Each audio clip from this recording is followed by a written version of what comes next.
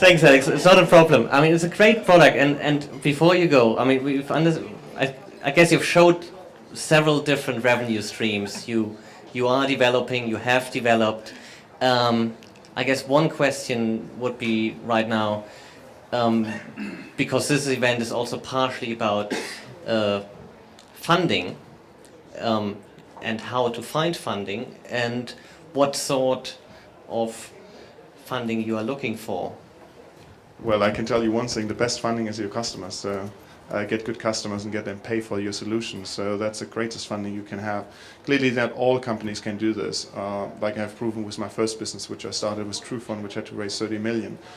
This business has raised very little.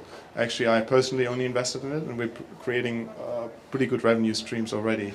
There is a ramp-up curve in terms of getting the online advertising actually scaling, and we are on the way to do this, but we're receiving from day one basically advertising revenues out of our solutions, which we have implemented. Partly because we have gone with big brands like Elle, which is the biggest women brand, but clearly if you can do it without a VC, you actually save yourself a big entertainment budget, because I mean they want board meetings, they want quarterly statements, they want this and that and things, and they will distract you. And I think if you're a company without a VC, you're probably going to execute much faster.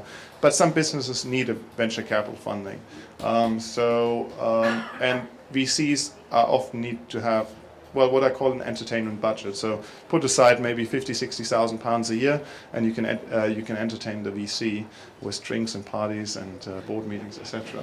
But so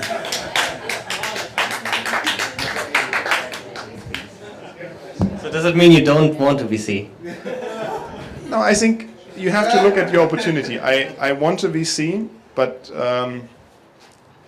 it doesn't need to happen on certain businesses, and I'm always admire the entrepreneur who said, I had a credit card, I borrowed £3,000 against it, and I built $1 billion business out of it. I think that's the real people, and there's a lot of real people around in, let's say, the previous generation, which had built businesses actually after a war or something, after very catastrophic, basically events, out of nothing.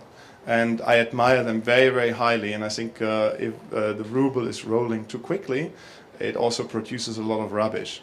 And we are actually entering a point in time again where I can see a lot of rubbish being produced, where I can't see a business model against it. And that just concerns me a little bit.